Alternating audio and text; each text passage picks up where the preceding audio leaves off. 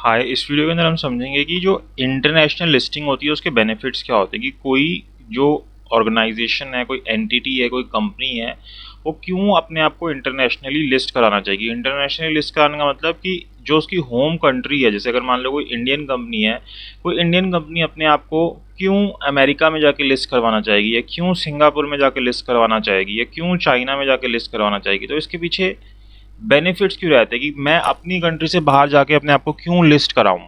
तो उसके कुछ बेनिफिट्स हैं, इसलिए ही कोई कंपनी या कोई एंटिटी बाहर जाती है अपने आप को लिस्ट कराने के लिए। ऐसा तो है नहीं कि ज़बरदस्ती मैं बाहर चला जाऊंगा, मुझे कोई बेनिफिट नहीं मिल रहा। तो कुछ बेनिफिट्स हैं, वो बेनिफिट्स हैं क्या इंटरनेशनल लिस्टिंग के, वो हमें समझने हैं।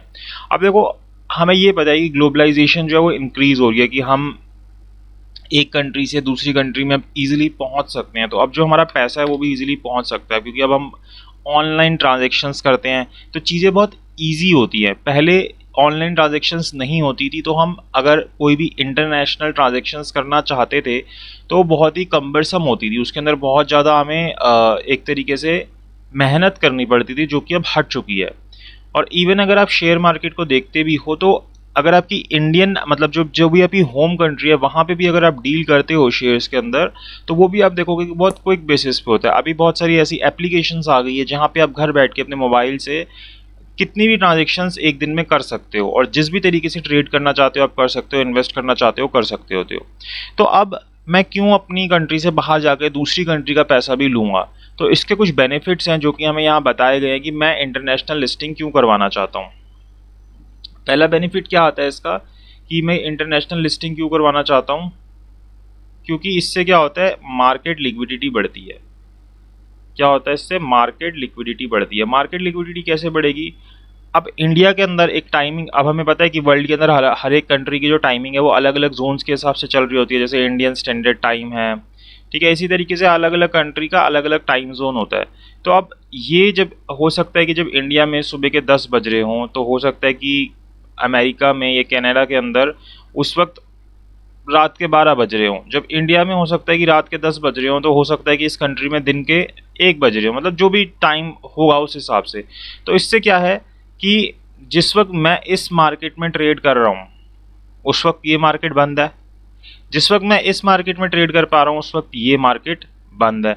लेकिन इससे हो क्या रहा है कि 24 आवर्स मेरे जो शेयर्स हैं, जिस जो मेरी कंपनी के शेयर्स हैं, वो क्या है, ट्रेड हो रहे हैं, चाहे वो इस मार्केट में हो रहे हों चाहे इस मार्केट में हो रहे हो। तो यानी कि जो लिक्विडिटी, यानी कि जो शेयर्स मेरे ट्रेड हो सकते थे सिर्फ अगर मैं होम कंट्री में होता दिन में 8 घंटे या 7 घंटे, वो अब कितने घंटे हो पा रहे हैं, 16 घंटे हो पा रहे हैं। यहाँ पे भी जब ये मार्केट बंद है तो यहाँ हो पा रहे हैं, जब ये मार्केट बंद है तो यहाँ हो पा रहे हैं। इसी तरीके से किसी और कंट्री में भी वो उस वक्त ट्रेड हो रहे होंगे जिस वक्त ये दोनों मार्केट बंद होगी। तो इससे क्या होता है कि लिक्विडिटी जो होती है वो बढ़ जाती है। मेरे को अगर शेयर बेचना है तो मैं अभी के अभी शेयर को बेच सकता हूँ।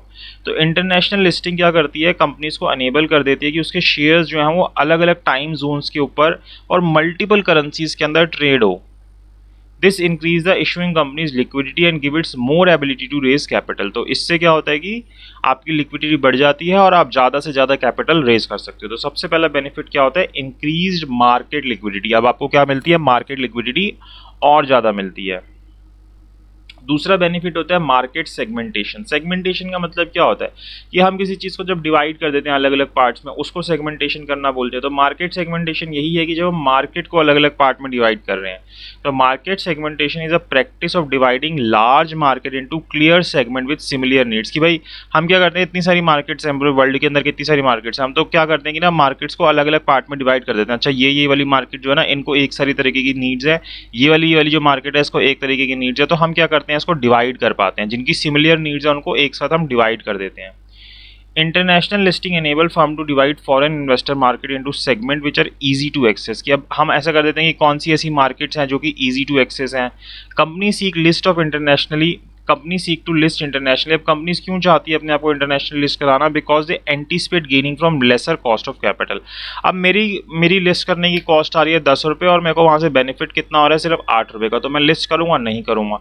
तो यहाँ पे एक ये रीज़न भी है कि कंपनी इंटरनेशनली अपने आप को तभी लिस्ट करेगी सिर्फ जब उसकी जो कॉस्ट ऑफ कैपिटल है वो कम आएगी। मेरा लिस्ट होने का खर्चा 5 रुपये होना चाहिए, बेनिफिट वहाँ से मुझे 15 रुपये होनी चाहिए, तभी मैं अपने आप को लिस्ट करूँगा। अदरवाइज मेरे को कोई फ़ायदा नहीं है वहाँ पे लिस्ट करने का। This arises because their stock becomes more available to foreign investor. Their access to the stocks may otherwise be restricted due to international investment barrier. अब इससे होता क्या है कि मैं इंटरनेशनली अगर लिस्ट कर लेता हूँ तो जो इंटरनेशनल इन्वेस्टर्स होते हैं या फॉरेन इन्वेस्टर्स होते हैं वो भी मेरे शेयर को खरीद पाते हैं, जो कि वो अदरवाइज नहीं खरीद पाते, क्योंकि हो सकता है कि इंटरनेशनल कुछ बैरियर्स हो इन्वेस्टमेंट के कि भाई इतने ही लिमिट तक आप इन्वेस्ट कर सकते हो या आपको पहले परमिशन लेनी पड़ेगी किसी रेगुलेटरी अथॉरिटी की। तो ये जो चीज़ होती है अब खत्म हो जाती है, क्योंकि अब वो खुद ही होम कंट्री के अंदर हमारे शेयर ट्रेड कर रहे हैं और वहाँ पे जितना चाहे उतना खरीद सकते होते हैं अपने लॉस के हिसाब से। तीसरा बेनिफिट होता है capital needs and growth opportunity, कि भाई हमें और ज़्यादा कैपिटल की ज़रूरत है, ठीक है, और हम चाहते हैं और ज़्यादा बढ़ना।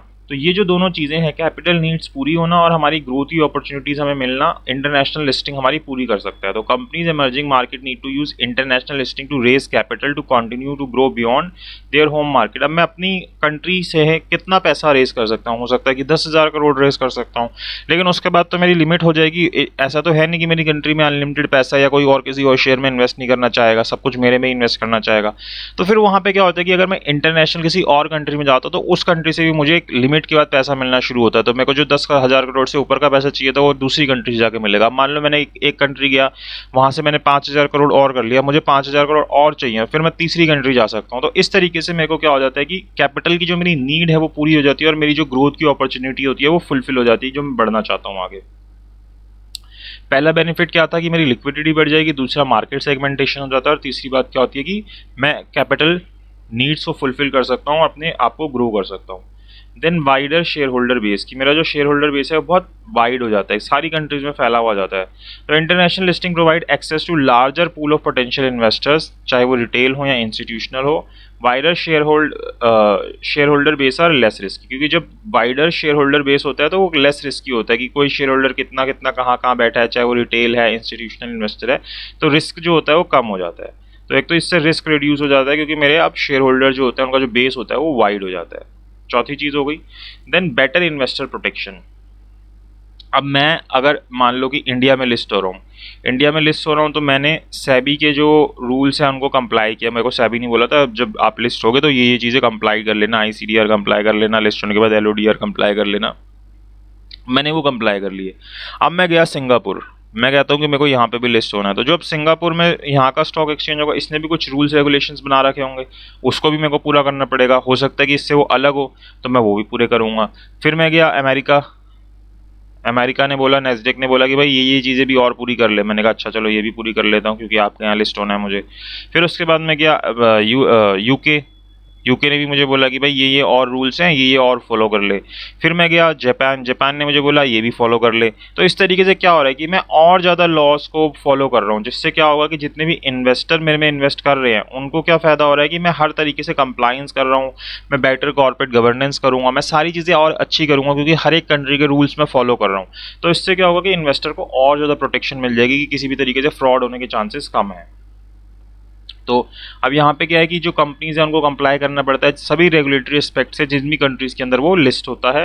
We are sought to be listed, investor will therefore find themselves more protected and comfortable to invest in these company. तो उनको लगेगा यार अब सब जगह ही कर रहा है तो अब ऐसा तो है नहीं कि हर एक कंट्री ऐसी परमिशन दे देगी, तो उसको ज़्यादा ट्रस्ट भी होता है, वो ज़्यादा कंफर्टेबल भी रहता है और एक तरीके से ट्रस्टफुल ज़्यादा होता भी है। Then secure clearing.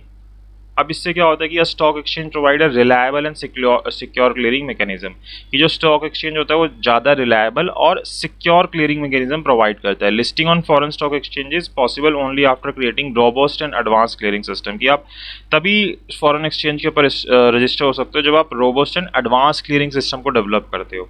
तो छठा बेनिफिट ये हो गया। देन इसके अलावा कुछ और बेनिफिट्स मिलते हैं, जैसे कि आपकी विजिबिलिटी जो होती है ज़्यादा बढ़ जाती है, आपकी ब्रांड के बारे में सबको पता चलता है, अच्छा इस कंट्री में भी कि भाई इस नाम का कोई ब्रांड है, सब कंट्रीज़ में पता चलता है। आपको ज़्यादा अपॉर्चुनिटीज़ मिलती हैं किस चीज़ के रिगार्डिंग, मर्जर और एक्विजिशन के रिगार्डिंग।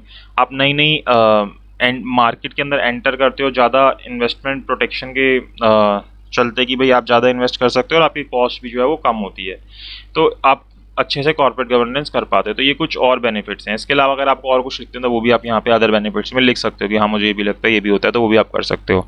तो ये बेसिकली देखा जाए तो 7 बेनिफिट्स हैं जो अगर आप इंटरनेशनली लिस्ट करते हो अपनी कंपनी को या कोई कंपनी इंटरनेशनली लिस्ट करती है तो इस रीज़न की वजह से वो लिस्टिंग करती है कि ये बेनिफिट्स उनको मिलते हैं। और कॉस्ट वाला बेनिफिट हमेशा किसी हर एक कंपनी के द्वारा देखा जाता है कि मैं अगर लिस्ट कर रहा हूँ तो क्या जो मेरा लिस्ट करने का खर्चा आ रहा है उस कंट्री में उससे ज़्यादा मुझे बेनिफिट मिलेगा या नहीं मिलेगा। अगर नहीं मिलेगा तो कोई कंपनी इन्वेस्ट नहीं करेगी, चाहे इनमें से कोई भी ये बेनिफिट हो। लेकिन अगर ज़्यादा बेनिफिट आ रहा है तो ये सारे बेनिफिट तो हैं ही हैं, उसके अलावा जो मेन बेनिफिट वो लेना चाहती है उसको वो बेनिफिट मिलेगा एंटिटी को, कंपनी को, तो फिर वो इन्वेस्ट करेगी इंटरनेशनली। तो यहाँ पे हमने बेनिफिट्स देखे। नेक्स्ट के अंदर हम सिंगापुर एक्सचेंज लिमिटेड के बारे में देखेंगे, SGX जिसको इन शॉर्ट कहते हैं। तो आई होप आपको वीडियो अच्छा लगी तो प्लीज़ लाइक कीजिएगा, शेयर कीजिएगा एंड चैनल को सब्सक्राइब जरूर कीजिएगा। Thank you so much for watching this video.